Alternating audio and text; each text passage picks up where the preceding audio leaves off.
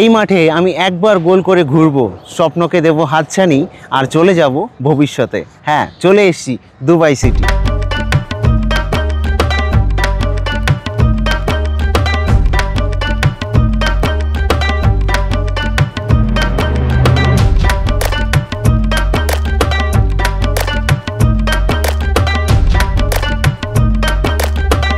So welcome back to a new video from backbencher street.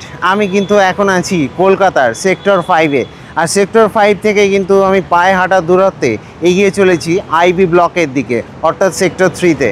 তো sector 5 metro থেকে নেমে মাত্র বললে ভুল হবে, 2.2 কিলোমিটার দূরে কিন্তু এই সেক্টর 3। আর সেই সেক্টর 3-তে আইবি ব্লকে কেন যাচ্ছি, কারণ হচ্ছে দুর্গাপুজোর একটা ভিডিও করতে। তো চলো সেই আইবি ব্লক দুর্গাপুজো এবছরের থিম কি সেটা আমি তোমাদেরকে জানাবো। এবং কি হলো এটা, ও ভাই, এবং এই রাস্তাটাতে কেন ভিডিও করছি, কারণ কলকাতার মধ্যে হয়তো খুব কম জায়গায় রয়েছে যেগুলো কিন্তু প্রাকৃতিক সৌন্দর্যে ভরপুর। তার মধ্যে কিন্তু একটা এই জায়গাটা, যেই রাস্তা দিয়ে আমি এখন হাঁটছি। তো চলো দেখি এবার এগিয়ে যাব সেক্টর 3-তে আইবি ব্লকের দিকে। আমি আছি আপাতত কলকাতাতে, তোমরা আছো ব্যাকবেঞ্চার স্ট্রিটের রথে। চলো এই দুর্গাপুজোর ভিডিওটা শুরু করা যাক। তো এই রাস্তা দিয়ে যেতে যেতেই কিন্তু পড়বে নিকো পার্ক। এই যে দেখতে পাচ্ছ বাঁদিকে নিকো পার্ক। যে লেভেলে গরম পড়েছে না, মন তো চাইছে যে একটু নিকো পার্ক থেকে একটু ঘুরে আসি, কিন্তু না, আমাদের এখন টার্গেট অন্য। চলো দেখি যাই। আর ওয়েদারটা মারাত্মক হয়ে আছে আজকে, অসাধারণ সুন্দর। এই যে দেখতে পাচ্ছ এই রাস্তাটা দিয়ে যাবো। বলে রাখি, এইখানে সামনে এইটা হচ্ছে আইবি মার্কেট, আর এইটা যার পাশ দিয়ে যাব সেটা হচ্ছে আইসি স্পোর্টিং ক্লাব। ঠিক আছে, আইসি ব্লক স্পোর্টিং ক্লাব, এর পাশ দিয়ে কিন্তু যাব। এখানে একটা ট্যাঙ্কি রয়েছে, জলের ট্যাঙ্কি রয়েছে, দেখতে পাচ্ছ। বলে রাখি, এখানে কিন্তু একটা বাস এর ওপর দিয়ে চলে, সেটা হচ্ছে 239। তো সেই 239 বাস কিন্তু শিয়ালদার ওপর দিয়েও আসে, ওই বাসে করেও যেতে পারো, মানে আসতে পারো আর কি। দেখো এসে পৌঁছালাম কিন্তু আইবি ব্লকে দুর্গাপুজো প্যান্ডেলের সামনে। আর এদের ব্যানারটা একটু তোমাদেরকে আমি জাস্ট দেখাবো। লেখা রয়েছে দুবাই দুর্গে দুর্গা। ঠিক আছে, তো দুবাইকে কিন্তু নিয়ে এসছে কলকাতার বুকে আইবি ব্লক। আর যদি একদম সামনে মাথায় এন্ট্রি নিতেই কিন্তু বুর্জ খালিফা দেখতে পাবে, এই যে দেখতে পাচ্ছ। আর দেখো একদম ঢুকতেই কিন্তু তোমাদের এখানটাতে পড়বে, এই যে দেখতে পাচ্ছ, এটা হচ্ছে দুবাই ফ্রেম। আর তার বাঁদিকে টুইন টাওয়ার। আর সব থেকে ইন্টারেস্টিং যেটা, সেটা হচ্ছে ডান দিকে মিউজিয়াম অফ ফিউচার। সব কিছু জানাচ্ছি তোমাদেরকে, চলো একটু ভেতরে যাই। সল্টলেক কিন্তু খুবই ফিউচারিস্টিক।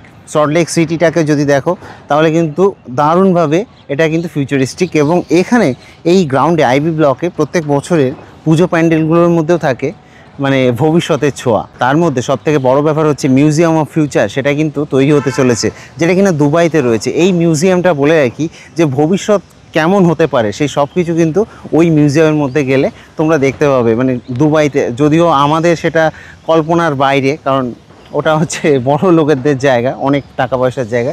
তবে সেই জিনিসটা কিন্তু কলকাতাতে নিয়ে আসছে দেখানোর জন্য এই আইবি ব্লক। আর আমি বলে রাখি, আমার পেছনে এটা টুইন টাওয়ার তৈরি হচ্ছে। আর যদি আমি দেখি, এটা হচ্ছে মেন মন্দির, মেন মণ্ডপ, যেটা কিনা বুর্জ খালিফার আদলে তৈরি হচ্ছে। এই যে দেখতে পাচ্ছ বুর্জ খালিফার আদলে। এবং মায়ের প্রতিমাও কিন্তু এখানেই থাকবে। 150 থেকে 160 ফুট কিন্তু উচ্চতা হয়েছে এই যে বুর্জ খালিফার, দেখতে পাচ্ছ এখানটাতে। এবং মায়ের প্রতিমাও কিন্তু এখানটাতেই থাকবে। চলো দেখি একটু ভেতর থেকে ঘুরে আসি, কীরকম কী কাজকর্ম হচ্ছে তোমাদেরকে আমি দেখাবো। চলো। আর এখানে দেখতে পাচ্ছ যে পুরো মাঠ জুড়ে কিন্তু বাঁশে ছড়াছড়ি পুরো চারিদিকে। এই যে দেখতে পাচ্ছ সব ফ্রেমগুলো সেট করা হচ্ছে বাঁশের গায়ে। এই যে বুর্জ খালিফা, তার নিচে কিন্তু চলে এসেছি, একটু ভেতরটা দেখিয়ে আসবো তোমাদেরকে। দেখো আর্কিটেকচারটা কতটা সুন্দরভাবে কিন্তু এখানে করেছে, দেখতে পাচ্ছ। ওপরটা যদি দেখাই তো দেখো কতটা সুন্দর লাগছে, নিচে থেকে ওপরটা দারুণ লাগছে কিন্তু। আর এইভাবে যদি আমি ঢুকি ভেতরটাতে তাহলে কিন্তু বেশ সুন্দর লাগবে। দেখো এই ভেতরে কিন্তু কাজকর্ম করছে দাদারা সবাই। আর ভেতরের হাইটটাও কিন্তু বেশ অনেকটাই হাইট হয়েছে। আর এখানে যে ফ্রেমগুলো বানানো হচ্ছে দেখতে পাচ্ছ এই যে প্লাই দিয়ে, সেগুলোর মধ্যে কিন্তু যে দুবাইয়ের যে ছোঁয়া, দুবাইয়ের যে সব আর্ট, সেগুলোকে কিন্তু ফুটিয়ে তোলা হবে। এই যে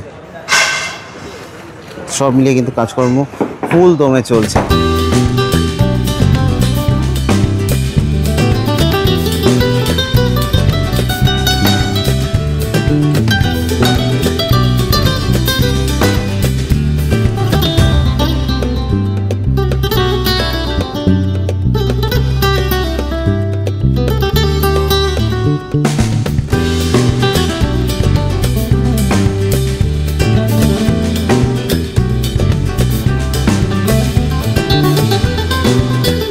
এই পুজোটা উদ্বোধন হলে এবছর আসার চেষ্টা করব একটু দেখানো, যদি কলকাতার দিকে থাকি তাহলে, কারণ এটা একটা ফিউচারিস্টিক একটা থিম বলতে পারো, মিউজিয়াম অফ ফিউচারটাকে দেখানো হচ্ছে। তো এই সব কিছু কিন্তু এখানে খুব সুন্দরভাবে ফুটিয়ে তোলা হবে। আর একদম শুরুতেই থাকবে হচ্ছে ফ্রেম অফ দুবাই, সেটার হাইটও কিন্তু মোটামুটি 100 থেকে 120 ফুটের মতো হয়েছে।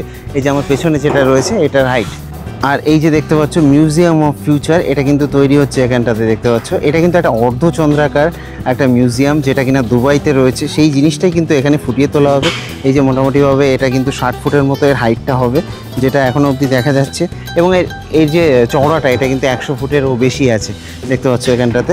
তো এটাই কিন্তু দুবাইয়ের মিউজিয়াম অফ ফিউচার। বলে রাখি, এই যে মিউজিয়াম অফ ফিউচার সেটার যে স্ট্রাকচারটা না, সেই স্ট্রাকচারটা কিন্তু তৈরি হচ্ছে এখানে দেখতে পাচ্ছ। একটা অর্ধচন্দ্র, সেটাকে কিন্তু বেশ সুন্দরভাবে এখানটাতে বানানো হচ্ছে প্লাই দিয়ে। এই যে দেখতে পাচ্ছ, আমি তোমাদেরকে একটু ভেতরে গিয়ে দেখাই। এই যে দেখো, এই হচ্ছে সেই অর্ধচন্দ্র যেটা কিনা মিউজিয়াম অফ ফিউচারে ওপরটাতে বসবে, এই যে এখানটাতে কিন্তু বসবে। এবং সেটাকে কিন্তু এই পুরো প্লাই দিয়ে কিন্তু তৈরি করা হয়েছে, প্লাই আর বাটামের কাজ হয়েছে পুরোটাতে দেখতে পাচ্ছ। অসাধারণভাবে কিন্তু হয়েছে, ওই সাইডে হাইটটা বেশি, এই সাইডে হাইটটা কম, খুব সুন্দরভাবে কিন্তু এটা করা হচ্ছে এটার নিচে দেখতে পাচ্ছ। তো এটা কিন্তু পুরোটাই একটা ফিউচারিস্টিক একটা থিম, এইরকম কোনোদিনও কলকাতাতে হয়নি যে একটা মাঠের মধ্যে পুরো একটা সিটিটাকে ফুটিয়ে তোলা হচ্ছে।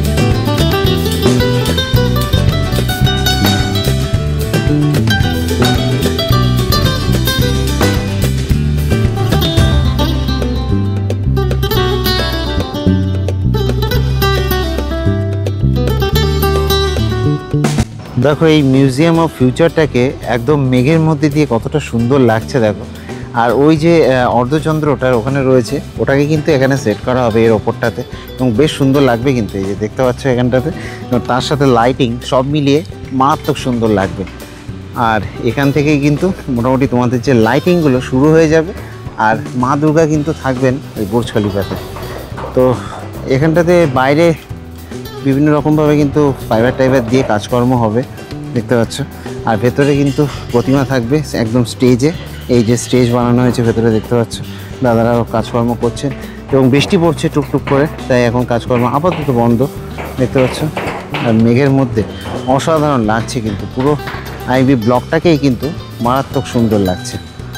লাগছে কি লাগছে না অবশ্যই জানিও, দারুণ লাগছে কিন্তু আমার চোখে।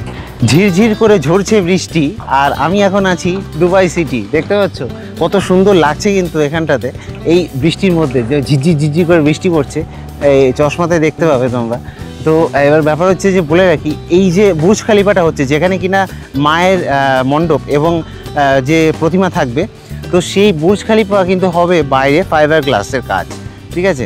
আর এই যে অর্ধচন্দ্র যেটা বলছিলাম যে মিউজিয়াম অফ ফিউচার, সেটার বাইরেও কিন্তু ওইভাবে কাজ হবে আর কি, ফাইবার গ্লাসের। তো সব মিলিয়ে কিন্তু অসাধারণ হতে চলেছে এটা। এবং এখানে আমি আসার জন্য অবশ্যই রেকমেন্ড করব।